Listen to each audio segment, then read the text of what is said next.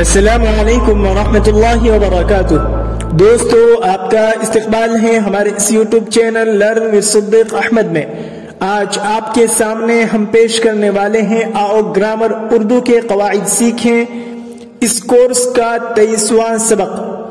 جیسا کہ آپ کو معلوم ہے کہ یہ چینل اردو زبان میں مکمل طور پر فروغ حاصل کرنے کے لیے بنایا گیا ہے، جس میں اردو زبان سے متعلق مختلف قسم کے مواد فراہم کیے جاتے ہیں۔ مبتدی طلباء کے لیے اردو زبان لکھنا پڑھنا سکھانے کا انتظام کیا گیا ہے، جس میں اس کورس سے متعلق ویڈیوز پیش کی جاتی ہے، جس میں الفاظ و معانی اور ساتھ ہی ان کے استعمال بتائے جاتے ہیں۔ اسی طریقے سے جو لوگ لکھنا سیکھنا چاہتے ہیں، اردو میں مضمون نگاری سیکھنا چاہتے ہیں، ان کے لیے ایک مکمل کورس کے اسباق اپلوڈ کیے گئے ہیں، جسے اردو مضمون نگاری کورس کے نام سے جانا جاتا ہے۔ اور اسی اردو مضمون نگاری کورس کے لیے بطور تعاون آؤ گرامر سیکھیں اس نام سے اسباق پیش کیے جاتے ہیں، جس میں اردو زبان کے قواعد پیش کیے جاتے ہیں، ساتھ ہی اردو محاورے، ان کے معانی اور استعمال یہ بھی پلے لسٹ میں موجود ہے۔ اس میں رائج محاورے، ان کے معانی اور ان کا استعمال بتایا جاتا ہے۔ اسی طریقے سے آؤ اردو کہاوتیں، اس میں کہاوتیں، ضرب المثل، اس کی مثال، ان کا استعمال بتایا جاتا ہے، جن تمام سے آپ پورے طور پر فائدہ اٹھا سکتے ہیں۔ آئیے چلتے ہیں 23ویں سبق کی طرف۔ چنانچہ جملے کی اقسام چل رہی تھی، اسی سے ملتا جلتا اس کا اگلا سبق ہے، اسی کا ایک حصہ۔ ترکیب یا صورت کے لحاظ سے جملے کی دو قسمیں ہیں۔ ترکیب یا صورت کے لحاظ سے جملے کی دو قسمیں ہیں۔ نمبر 1، مفرد جملہ۔ مفرد جملہ اس جملے کو کہتے ہیں جس میں صرف ایک مسند الیہ ہو اور ایک مسند ہو۔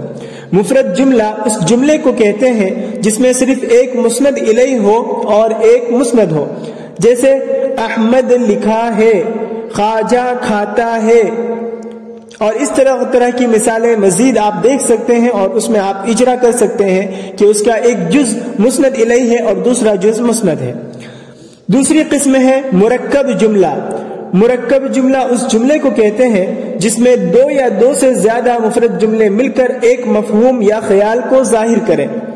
مرکب جملہ اس جملے کو کہتے ہیں جس میں دو یا دو سے زیادہ مفرد جملے مل کر ایک مفہوم یا خیال کو ظاہر کریں، جیسے ساجد اگر نہیں گیا تو میں بھی نہیں جاؤں گا۔ تو اس میں ایک مکمل مفہوم ظاہر ہو رہا ہے کہ دو یا تین چار جملے مل کر، جس سے مکمل طور پر ایک خیال سمجھ میں آ رہا ہے، لہذا اسے مرکب جملہ کہیں گے۔ اب مرکب جملے کی بھی مزید دو قسمیں ہیں۔ مرکب مطلق۔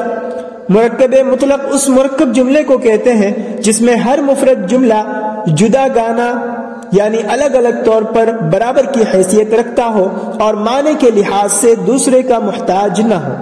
مرکب مطلق اس مرکب جملے کو کہتے ہیں جس میں ہر مفرد جملہ جدا گانا یعنی الگ الگ طور پر اپنے اپنے طور پر برابر کی حیثیت رکھتا ہو اور معنی کے لحاظ سے دوسرے کا محتاج نہیں ہو، جیسے احمد آیا اور شیر چلا گیا۔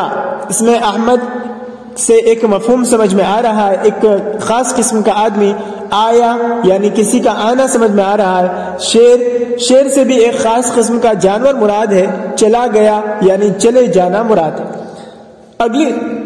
اگلی قسم ہے دوسری قسم مرکب جملہ کی، مرکب ملتف،